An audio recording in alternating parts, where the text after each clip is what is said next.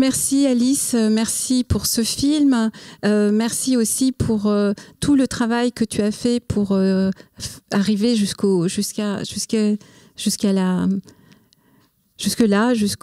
que le film soit terminé. Je me souviens, il y a déjà 4 ou 5 ans, où on parlait déjà de ce travail. Donc ça a été un très long travail, avec une jeunesse qui est très particulière, avec ce livre de François Maspero, Les passagers du Roissy Express. Exactement. En effet, tout part de ce livre, même si le film a beaucoup digressé de cette intention première qui était d'en faire une adaptation. Aujourd'hui, je pourrais dire que c'est le travail de François qui m'a inspiré en fait l'idée d'arpenter cette ligne de train, le RER B. C'est un livre que j'ai lu il y a 15 ans maintenant et qui m'est resté très fortement en tête, et j'ai nourri l'idée de l'adapter à peu près à ce moment-là, mais je savais pas vraiment sous quelle forme et de quelle manière le faire. Mais voilà, je l'ai lu, je me suis dit, ce serait hyper beau d'adapter ce livre. Je crois que j'en avais même parlé à Sophie Salbeau, ma productrice, bien longtemps avant la permanence. Je crois qu'on avait évoqué comme ça dans une soirée l'idée de ce livre qu'elle avait lu et qu'elle trouvait très beau. Mais en fait, voilà, j'ai fait d'autres films, et en fait, la nécessité absolue d'adapter de travailler à partir de cette matière m'est venue en 2015 au moment des attentats terroristes à Paris, où tout d'un coup j'ai été, comme tout le monde, je crois, absolument sidérée par la violence et par la violence de cet événement. Et c'est comme si il y avait quelque chose de la place où j'étais, c'est-à-dire que moi j'ai grandi en banlieue, j'ai fait quasiment tous mes films en banlieue, j'ai fait des films qui racontent d'une certaine manière comment tenter d'apporter un nouveau récit au récit national, au récit majoritaire. J'ai tenté de donner une existence en fait à des gens qui étaient jusque-là cantonnés aux marges en fait de la représentation symbolique, comme parle très joliment Pierre Bergogneau dans le film. Et c'est vrai que de cette place-là, il y avait quelque chose que j'avais senti venir. Je ne dis pas que c'est l'islamisation radicale ni l'éradication des banlieues, mais j'avais senti venir une fragmentation de plus en plus forte en fait de la société française, et je la sentais voilà, de façon complètement sensuelle, sensitive dans les films que je faisais, dans la manière dont je traversais les lieux où j'habitais. Et donc au moment de ces attentats, j'ai été tellement déçue, enfin pas déçue, mais tellement agacée par le traitement médiatique et par la tentative de réponse, mais qui m'apparaissait trop rapide, c'était trop surfaite. C'était quasiment des lieux communs à la banlieue. Je ne sais pas si tu t'en souviens, mais elle était convoquée dans tous les journaux, dans tous les débats télévisés, par des experts autoproclamés qui tentaient de trouver une explication autour de la radicalisation de l'islamisme en banlieue. Et il y avait quelque chose qui me paraissait complètement creux, et ça devenait un mot valise en fait. Et moi-même j'avais l'impression que la seule chose à faire à ce moment-là, c'était de prendre le temps d'élaborer en fait des idées nouvelles. Et tout d'un coup, la démarche de Maspero, c'est-à-dire cette idée d'aller arpenter un territoire et par une expérience sensible, par une expérience personnelle, par une expérience intime, tenter d'en dire quelque chose qui renouvellerait peut-être les idées nouvelles. C'est-à-dire que ce qui est très beau avec Maspero, c'est qu'il part en 1989, il décide de traverser cette ligne qui agrège des mondes socialement extrêmement diversifiés, qui a comme point d'étape des endroits hyper importants de l'histoire de France, comme la basilique de Saint-Denis, comme le mémorial de la Shoah, et il décide d'y aller avec l'audace du non-événement, sans avoir aucun discours préconçu, sans être mu par un discours sociologique ni politique, juste pour le plaisir d'y aller voir. Et ça m'est apparu comme une démarche à la fois politique, à la fois poétique et presque révolutionnaire. Et c'était aussi une démarche d'humilité, de dire, en fait, moi, cette banlieue, j'y habite, j'y la filme, mais est-ce que je la comprends vraiment ? Est-ce que je peux la saisir, et comment je pourrais la saisir ? Et du coup, voilà, j'ai décidé de partir 2 mois sans avoir de caméra dans un premier temps, juste avec un carnet de notes. Je suis partie avec un ami aquarelliste, et non pas avec une photographe comme lui le fait, ce qui part pendant 1 mois avec Anaïk Frank. Et en fait, j'ai traversé en fait un peu à sa manière, c'est-à-dire en m'arrêtant chaque jour à une gare et en randonnant comme ça au gré où les rencontres me menaient, sans avoir comme ça sans savoir vraiment ce qui allait se passer. Et voilà, j'ai vu énormément de choses, j'ai rencontré énormément de gens, j'ai revisité aussi toute une partie de mon histoire, parce que effectivement, je pense que je n'aurais jamais fait ce film si le Roissy Express, si ça n'avait pas été la ligne B, qui est une ligne que j'ai arpentée toute ma vie, parce que j'ai j'ai grandi sur un point de cette ligne à Aulnay-sous-Bois.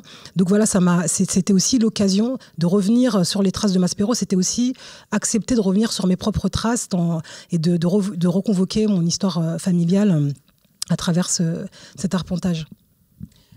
Et tu l'as dit, tu es partie une première fois 2 mois sans caméra pour redécouvrir ce territoire, revoir la marque de la société sur le paysage aussi.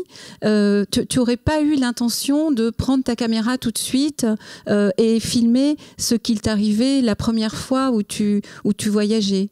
Non, parce que je pense que la démarche première, au fond, c'était une démarche de cinéaste. C'est-à-dire que je savais que, en fait, ce qui m'a séduit le plus dans le livre de Maspero, c'est qu'il raconte la banlieue à partir de la littérature. Et il fait rentrer ces territoires qui n'avaient avant lui très peu été convoqués par la littérature. Il le fait à travers les mots de l'écrivain. Et en fait, c'est une démarche qui est totalement à l'inverse d'une démarche de journaliste, une démarche de sociologue. Et pour moi, il y avait un temps de la fabrication, c'est-à-dire qu'il y avait quelque chose où j'avais envie de fabriquer des images de cinéma, et que ces images de cinéma allaient me permettre en fait de revisiter l'imaginaire de cette banlieue et de l'inscrire dans une histoire du cinéma, mais par le biais de l'invention d'une forme cinématographique. Donc il y avait quelque chose qui pour moi était à élaborer à cet endroit-là, et j'avais l'impression que d'une certaine manière aller filmer mes rencontres, j'allais me heurter en fait au reportage, où j'allais me heurter à l'immédiateté où la forme aurait peut-être pâti. Et j'avais aussi en mémoire, parce que je parle de Maspero, mais je pourrais aussi parler du travail de Doisneau qui m'a énormément inspiré, et du travail de Doisneau, mais aussi du travail de tous les photographes de la DATAR, la mission d'aménagement du territoire, qui a demandé à des plus grands photographes. Il y avait Koudelka, je crois qu'il y avait Depardon, il y avait donc effectivement Doisneau, d'aller en fait fixer un imaginaire de la banlieue dans les années 80, parce que la banlieue, c'est un territoire qui est extrêmement mouvant, c'est un territoire qui bouge énormément, et donc c'est la démarche de la mission d'architecture, enfin de la mission de la DATAR, était de fixer à un moment donné, dans les années 80, qu'est-ce que c'était que ce territoire. Les photos de Doisneau sont des photos d'une beauté extraordinaire, et en fait qui font rentrer ces lieux-là dans une mémoire collective photographique hyper importante. Et voilà, je dis pas que mon film mais il dialogue en tout cas avec cette démarche-là de m'inscrire aussi dans de travailler une forme cinématographique à même de fixer quelque chose aujourd'hui, mais en ayant ce soin-là. Et parce que pour moi, la façon dont on regarde ce territoire et la manière dont on les filme, c'est aussi un soin qui est aussi un soin politique. C'est d'une certaine manière, c'est les rendre remarquables. Et ça aussi, c'est presque le sujet du film. Et en tout cas, c'était une démarche qui était fondamentale pour moi. Oui, tu parles du soin. Tout à l'heure, tu as remercié, lorsqu'on a présenté le film, tu as remercié ta sœur qui est infirmière et qui est un des personnages du film et qui est un de ces personnages dont on ne voit jamais justement dans les films habituellement. Est-ce que ça a été dans le même mouvement, puisque tu filmes aussi ton histoire, tu convoques ton histoire personnelle avec des archives? Est-ce que la place de ta sœur et de la tienne, c'est aussi pour inscrire quelque chose de ton appartenance, ou est-ce que le personnage de l'infirmière était un personnage que tu voulais absolument filmer? Mais je crois qu'il y a une double cause dans la volonté que j'ai eue de filmer Dey, ma sœur. C'est à la fois, j'avais l'intuition que faire une tournée avec elle, parce que j'avais jamais assisté à aucune de ces tournées, était un moyen de pénétrer dans des endroits, chez des gens, dans des lieux que je n'avais jamais vus. Et pourtant, j'ai grandi à Aulnay-sous-Bois, ma sœur, elle vit à Drancy, c'est à 2 stations d'RER, mais c'est un monde, le monde comme ça, des petits blancs, des pavillons, c'est un monde qui m'est totalement étranger. Et j'avais le pressentiment, en tout cas, que j'allais pénétrer intimement dans des univers qui me fascinaient, que je connaissais pas, et qui racontent aussi quelque chose de la banlieue. C'est-à-dire que c'est aussi un film qui renouvelle, je crois, et j'espère, ce qu'on entend quand on parle de la banlieue et quand on parle du cinéma de banlieue. Qu'est-ce que c'est que le cinéma de banlieue? Est-ce que c'est les films testostéronés? Est-ce que c'est la violence? Est-ce que c'est le deal? Qu'est-ce que ça veut dire filmer la banlieue? Et en fait, j'ai l'impression que c'est un peu les grands absents aussi. Les patients de ma sœur, c'est des gens qu'on ne voit jamais, et j'avais envie de leur offrir aussi un espace de visibilité.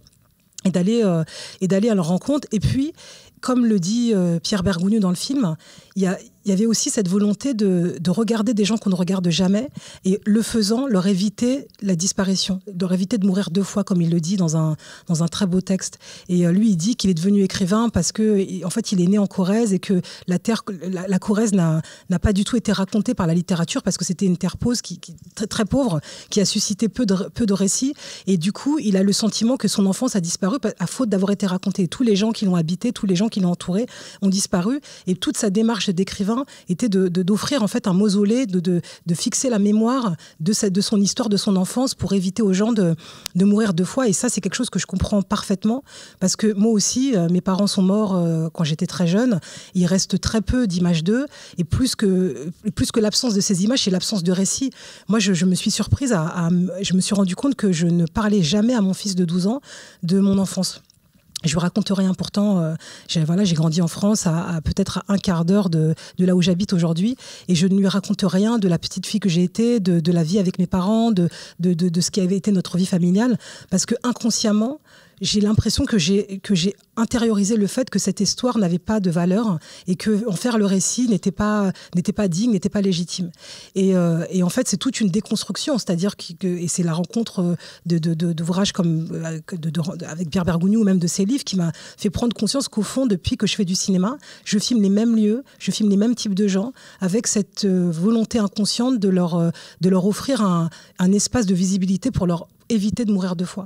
Donc de passer de mes parents, des archives de mes parents à ma sœur, c'est à la fois de la filmer au présent, mais c'est aussi d'une certaine manière fixer sa mémoire pour demain. Il y a quelque chose il y a une dualité, il y a un double mouvement dans mon désir de la filmer, mais je pense qu'Ismaël, c'est pareil, c'est à la fois de rendre compte par l'expérience sensible de ce que c'est que d'être un immigré sans papier qui vit depuis 20 ans en France en vivant toujours dans une case. Qu'est-ce que ça raconte? Mais voilà, j'ai à la fois envie qu'il soit vu, j'ai envie qu'il soit regardé, j'ai envie qu'il ne soit pas oublié, j'ai envie qu'on sache qu'il a vécu, et je le fais un peu avec tous les personnages, aussi bien les personnages de ma sœur qu'Ismaël, que les enfants que j'ai rencontrés comme ça par hasard dans une cité à Blanc-Minil.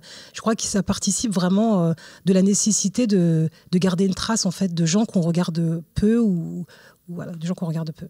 Oui, à côté donc de ces personnages dont tu parles, Ismaël, ta sœur, les enfants, il y a aussi, je crois, et c'est aussi la force du film, cette incursion dans une autre banlieue qu'on connaît moins finalement, qui est moins documentée aussi, qui est la banlieue chic de la banlieue sud, où il y a ces équipages de chasse. Et je trouve que une des libertés justement du film, c'est de coller l'un à côté de l'autre 2 univers qui finalement sont sur un même territoire et se frottent, mais jamais ne se rencontrent. Et le film est construit comme ça. À mon avis, il est construit pour faire se frotter des univers qui ne se rencontrent pas et qui pourtant sont là sur le même territoire. Et je trouve que d'aller jusque-là, c'est-à-dire la bourgeoisie qui va à la chasse dans les forêts du sud de l'Île-de-France, c'était aussi... ils sont les mêmes aussi.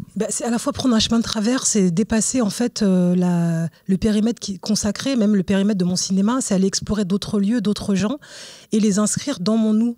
Je trouve que le titre du film est à la fois le projet du film, et à la fois la question du film, et à la fois l'utopie du film, effectivement, de coller des mondes ensemble qui n'ont rien à voir.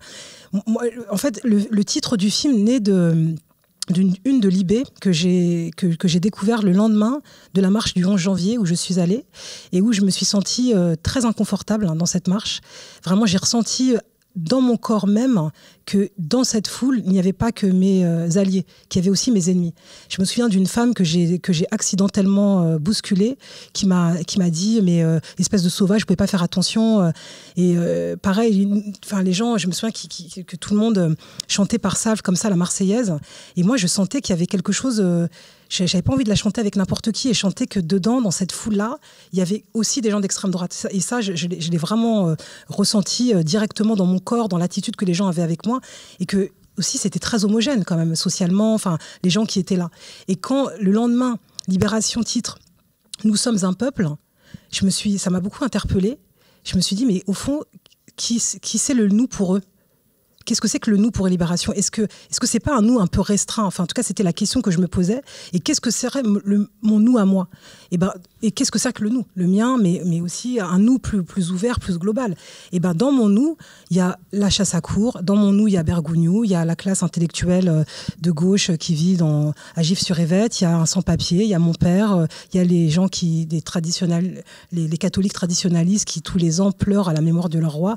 Et le fait de juxtaposer comme ça, dans un collage qui est très inconfortable, comme ça, la messe pour la célébration de la mort de Louis XVI et des archives de mon père, c'était une manière de dire, bah oui, en fait la mémoire, la mémoire de mon père est aussi importante à l'histoire de France que celle des rois. Et c'est de réfléchir aussi à qu'est-ce qui fait la mémoire, qu'est-ce qui fait la trace, de qui et comment, en fait, finalement, une société, un pays contemporain, moderne, c'est un pays qui additionne des mémoires. Et en fait, c'est la prise de conscience de l'addition de ces mémoires-là, en fait, qui fait qu'on a une conscience de là où on vit et avec qui on vit. Et pour moi, c'était hyper important. Et honnêtement, le soin... J'ai autant de soins pour cette femme qui pleure la mort du roi que j'en ai pour Ismaël, que j'en ai pour ma sœur, que j'en ai pour des gens qui font de la chasse à courre. Je suis pas du tout dans un jugement, je suis pas dans une espèce d'attitude non plus béate.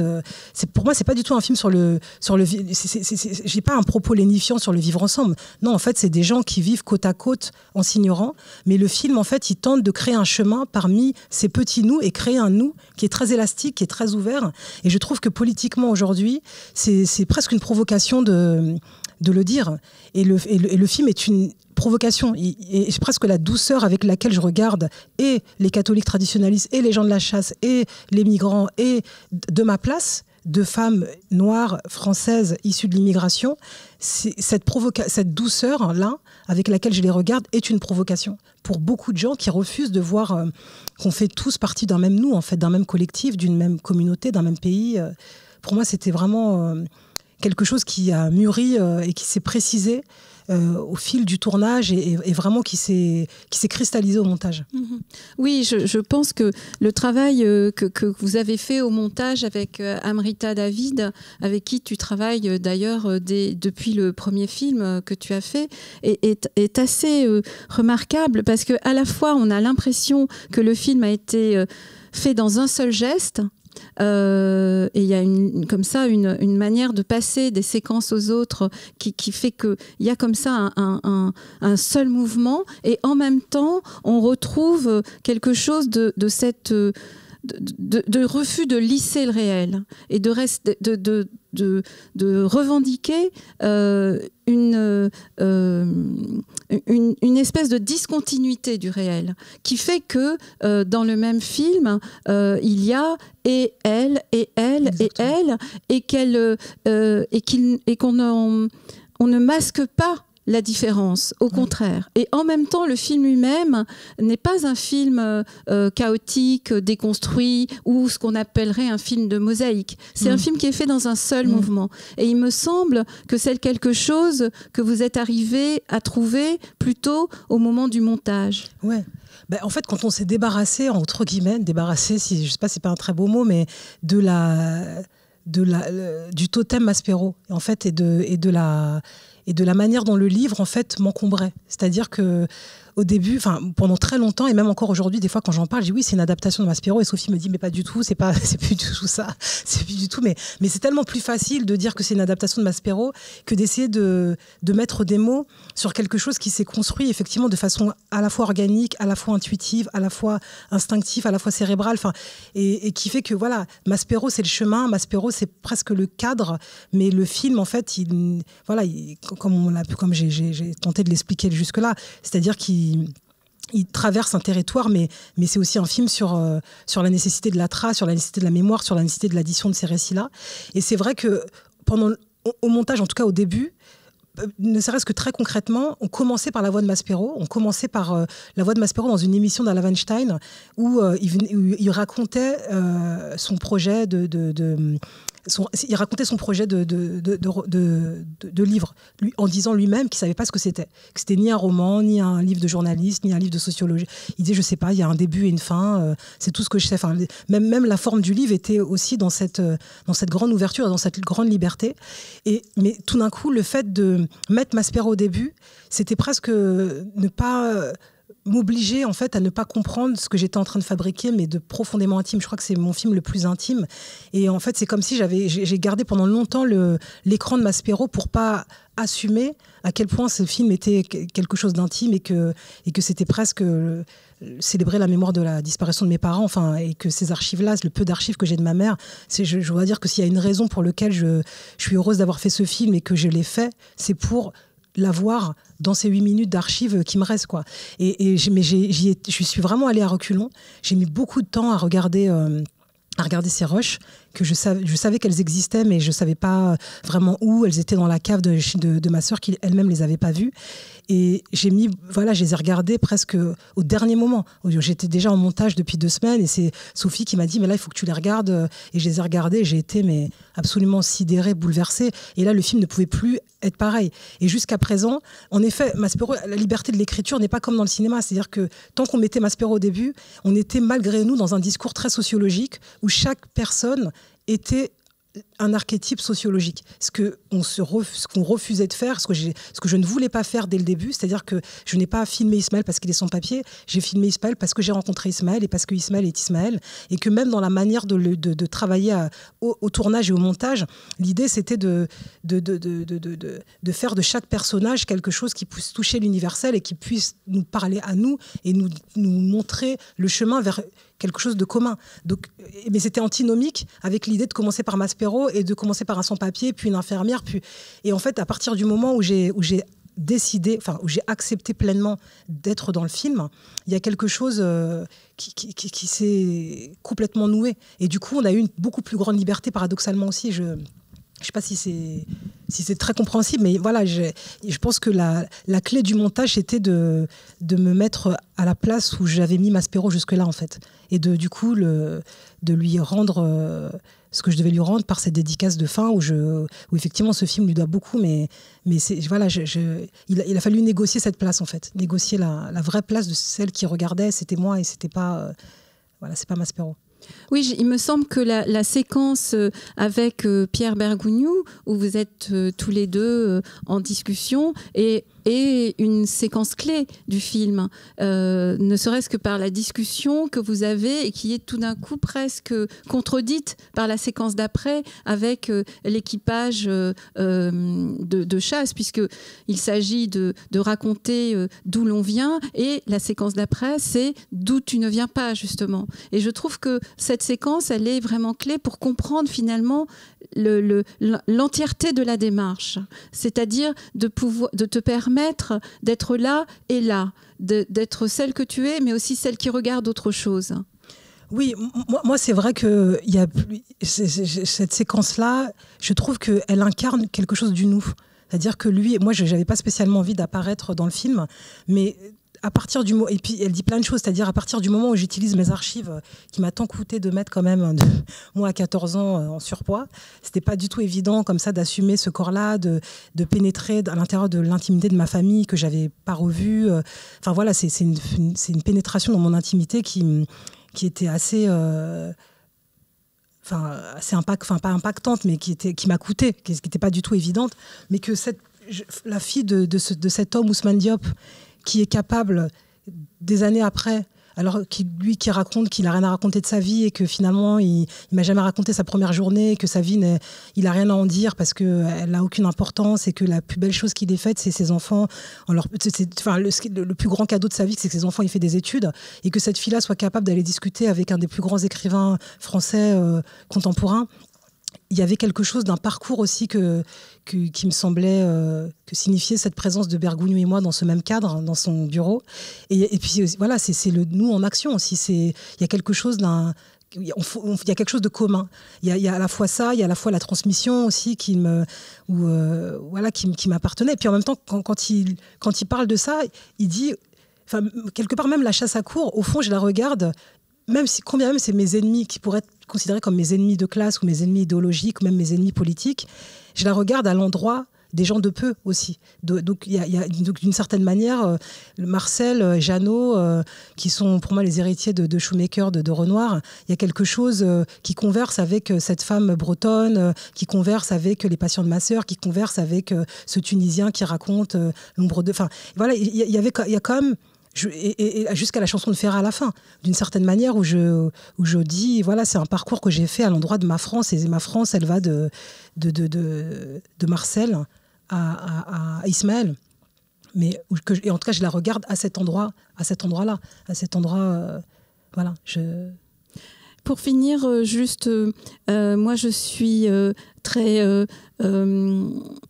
marquée par le cinéma de Robert Kramer, et je trouve que ce film est un film très kramérien.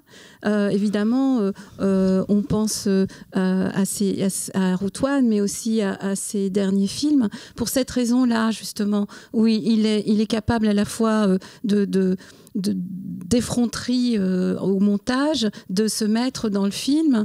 Est-ce que toi, c'est quelqu'un qui est proche que tu peux évoquer de ton côté ou pas du tout? C'est un des plus beaux cadeaux que tu peux me faire que de me dire ça. Et effectivement, c'est Routouane, c'est un des plus grands films de ma cinéphilie intime. C'est un film que j'ai beaucoup vu. C'est un des films qui m'a donné envie de faire du documentaire, que j'ai découvert d'ailleurs à la BPI il y a 15 ans, quand je le disais, quand j'ai commencé à comprendre ce que c'était que le documentaire et ce que pouvait faire le documentaire, alors que je faisais des études de sociologie. Tout d'un coup, la poésie, la puissance cinématographique de ce film, la traversée comme ça de ce territoire, c'est quelque chose qui m'a vachement habité. Et donc, j'ai pas du tout fait c'est pas un remake de Routouane, mais en tout cas, c'est un film qui a été un point qui a été dans ma ligne de mire, au même titre que Van der Keuken aussi, Amsterdam Global Village. Ce sont des films qui ont été très, très importants pour moi. Et je pourrais pas dire à quel endroit, mais il y a quelque chose, en tout cas, d'ingurgité, de digérer, de recomposer dans nous, mais qui part à peu près de ces films. Je pourrais pas dire à quel endroit, mais en tout cas, c'est vraiment des films qui m'habitent et que j'ai à l'intérieur de moi. Et je te remercie vraiment de me faire le cadeau de cette belle référence. Vraiment. C'est moi qui te remercie, Alice. Merci beaucoup. Merci pour ce film. Merci beaucoup. Merci.